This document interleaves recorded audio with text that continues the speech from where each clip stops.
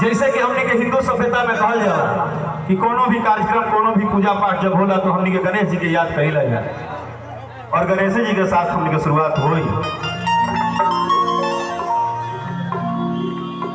धन्यवाद जितना हमारे करेजा लोग खड़ा बा भाई लोग कि प्यार गुलार आशीर्वाद जी आगे खड़ा बा पीछे खड़ा बा।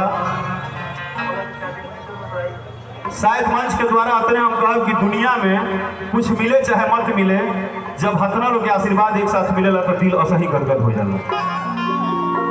आप सभी को भी धन्यवाद इतना प्यार देने के लिए।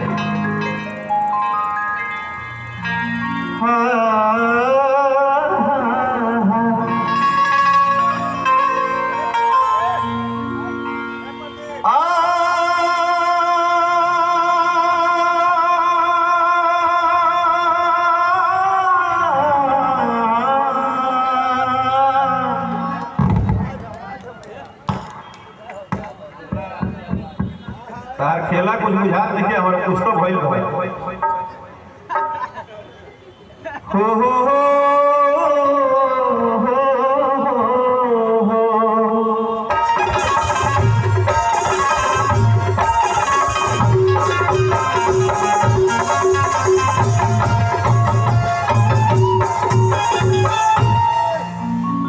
वाह बजाते तो हो भाई आप लोग, इसमें तो कोई शक नहीं।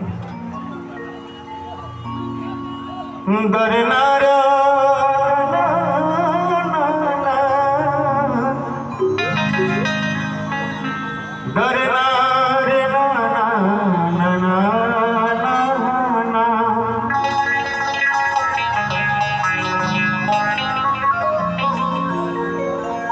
कि वक्रतुंड महाकाय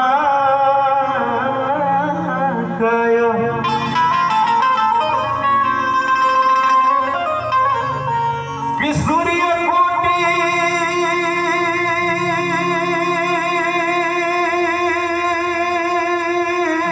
समाप्रभा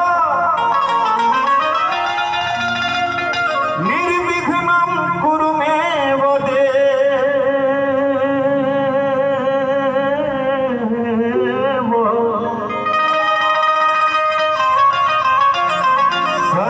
सर्वकारेषु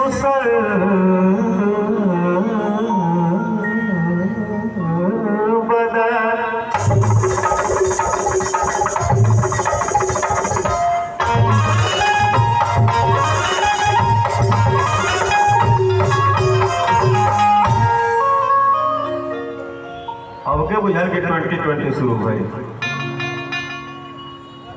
फोटो तो हमारे खिंचाइए जाए, मोबाइल बा तो वीडियो बनिए जाए, सब हो जाए, लेकिन अगर आप लोग हमसे बहुत प्यार करते हैं ना तो जब ये गीत हम शुरू करेंगे तो मोबाइल अपना अपना हटा ही दीजिएगा। कहे से कि पता है हम 2020 में हमको मजा आता है, हम तो खेलवे करेंगे, आपको भी खिलाएंगे।